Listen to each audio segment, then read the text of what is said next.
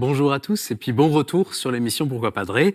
Nous avons une belle question de Marie aujourd'hui, qui est une jeune fille de 20 ans et elle dit « Je suis en couple depuis plus d'un an et je m'interroge sur le sens des fiançailles car j'ai l'impression que leur sens varie d'une personne à l'autre. Ma question est, à quoi servent les fiançailles à l'église? Combien de temps durent-elles? Quand est-ce qu'on décide de se fiancer ?» Bien, je vais commencer par là. Quand est-ce qu'on décide de se fiancer, Marie? On se décide à se fiancer quand un cap de maturité est franchi dans la relation, quand les deux personnes qui sont en train de s'engager dans la relation se disent de manière déterminée « En fait, je veux que nous puissions avancer jusqu'à l'engagement définitif de notre vie ». À partir du moment où les deux sont déterminés à aller jusqu'au mariage, à aller vers le mariage, à discerner le mariage, alors c'est que c'est le moment de se fiancer, c'est le moment d'avancer.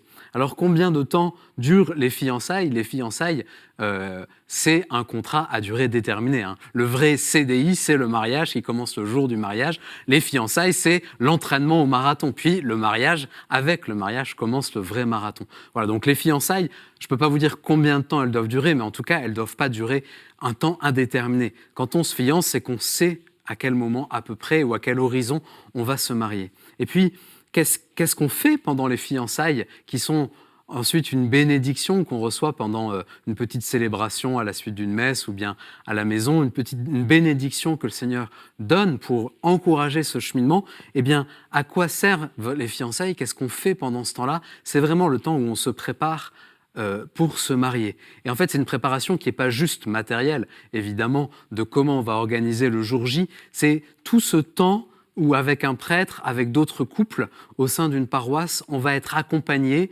pour creuser les fondements, les fondations de la relation qui unit les deux fiancés. Tout un temps très important à trois avec le prêtre où on échange sur la communication, où on échange sur qu'est-ce qui est fort dans notre vie, qu'est-ce qui est plus difficile.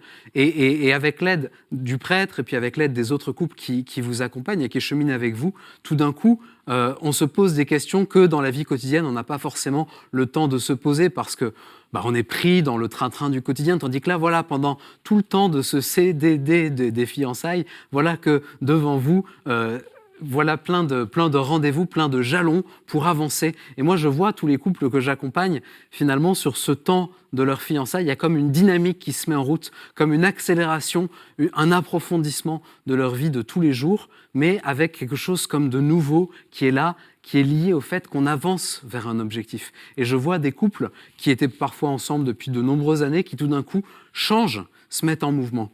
Alors voilà, merci beaucoup pour cette question qui va aider beaucoup d'autres personnes à avancer.